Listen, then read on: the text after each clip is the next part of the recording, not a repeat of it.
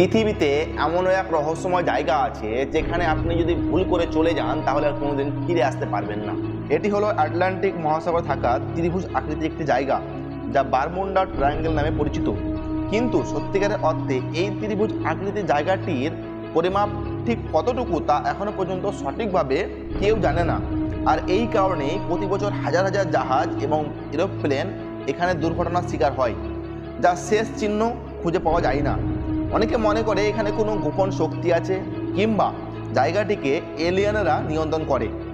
আবার অনেকে ভাবে এখানে কোনো সামুদ্রিক দানবের রাজত্ব চলে, যে রাজত্বে কারো অনুপ্রবেশ দেখলে তাকে গায়েব করে ফেলা হয়।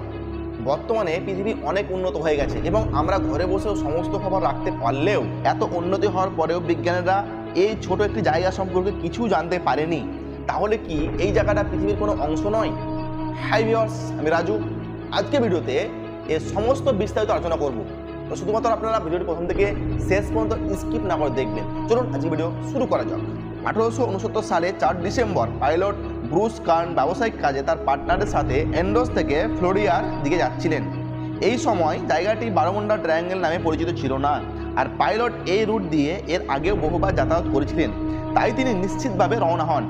কিন্তু তিনি কল্পনাও করতে পারেননি যে এই যাত্রাটাই তার জীবনের সবচেয়ে স্মরণীয় ঘটনা হয়ে থাকবে, কারণ যাত্রাপথে হঠাৎ অনেক অদ্ভুত ঘটনা ঘটতে থাকে।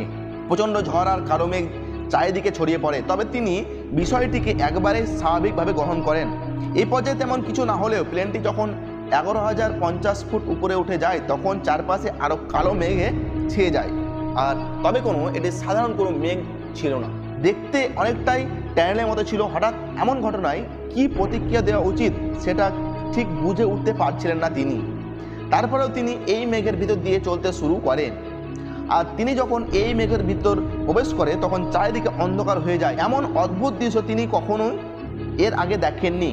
এরপর হঠাৎ করে কালো মেঘের মাঝে বিদ্যুৎ চমকাতে থাকে, কিন্তু এতে কোনো শব্দ ছিল না, এমনকি কোনো রকম বৃষ্টিপাত ছাড়াও এই মেঘে বিদ্যুৎ চমকাচ্ছিল।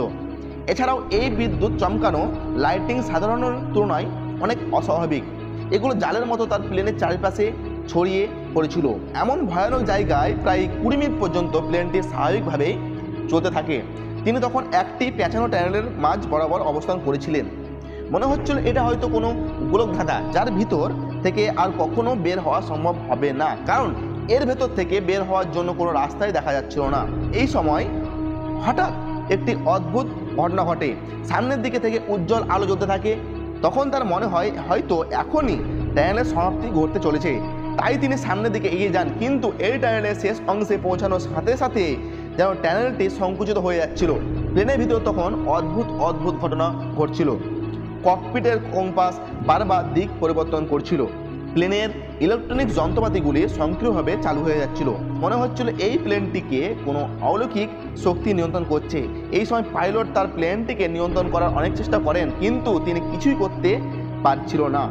সব কিছু যেন নিজের মতো চলছিল এবং তখনও প্লেনটি টানেলের মধ্যেই ছিল। এইভাবে দুলতে দুলতে প্লেনটি হঠাৎ করে সেই টানেল থেকে বেরিয়ে আসে। তবে এই 20 মিনিটের মধ্যে তার সাথে যে রহস্যময় ঘটনা ঘটেছে তা স্বাভাবিকভাবে কখনোই ঘটার কথা নয়, এবং টানেল থেকে বেরিয়ে এসে যেন তিনি একটা নতুন করে জীবন ফিরে পেয়েছেন। প্লেনের সব যন্ত্রপাতি তখন স্বাভাবিকভাবেই কাজ করতে শুরু করে, কিন্তু তিনি বুঝতে পারছিলেন না পৃথিবীর ঠিক কোন জায়গায় তিনি রয়েছেন।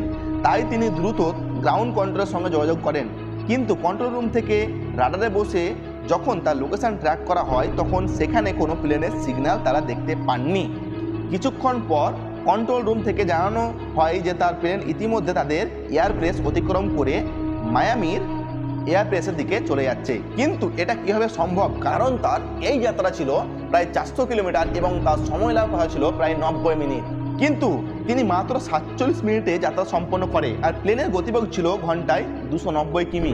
তাই এই প্লেনে করে মাত্র 47 মিনিটে 400 কিমি পাড়ি দেওয়া অসম্ভব। তিনি প্রথমে মনে করেন গ্রাউন্ড কন্ট্রোল হয়তো কোনো ভুল তথ্য দিচ্ছে, কিন্তু কিছুক্ষণের মধ্যে তার ভুল ভেঙে যায়, কারণ তাদের প্লেনে দেওয়া তথ্য একেবারে সঠিক ছিল। তার সামনে তখন মায়ামির এয়ারপোর্ট দেখা যাচ্ছিল, আর যখন তিনি প্লেনটি ল্যান্ড করান তখন তিনি নিজের চোখকে বিশ্বাস করতে পারছিল না, কারণ 400 কিলোমিটার যাত্রায় যতটা জ্বালানি খরচ হওয়ার কথা তার অর্ধেকও খরচ হয়নি। কারণ প্লেনটি মাত্র 200 কিলোমিটার পথ অতিক্রম করেছে, অথচ পৌঁছে গেছে গন্তব্যস্থানে। এই রহস্য সমাধানের জন্য তিনি অনেক বিশেষজ্ঞের সঙ্গে কথা বলেন, কিন্তু এখন পর্যন্ত কেউ তার সঠিক উত্তর দিতে পারেনি। উল্টো দিকে তাকে দোষারোপণ শুরু করে।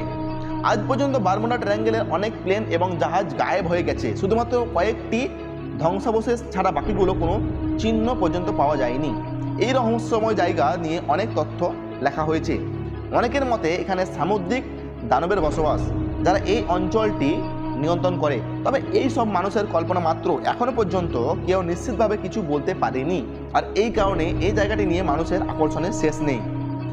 ব্রুসের এই ঘটনাকে কেন্দ্র করে একটি তত্ত্ব সামনে আসে, যেখানে বলা হয় যে এই প্লেনের পেছনে ডার্ক এনার্জির প্রভাব ছিল।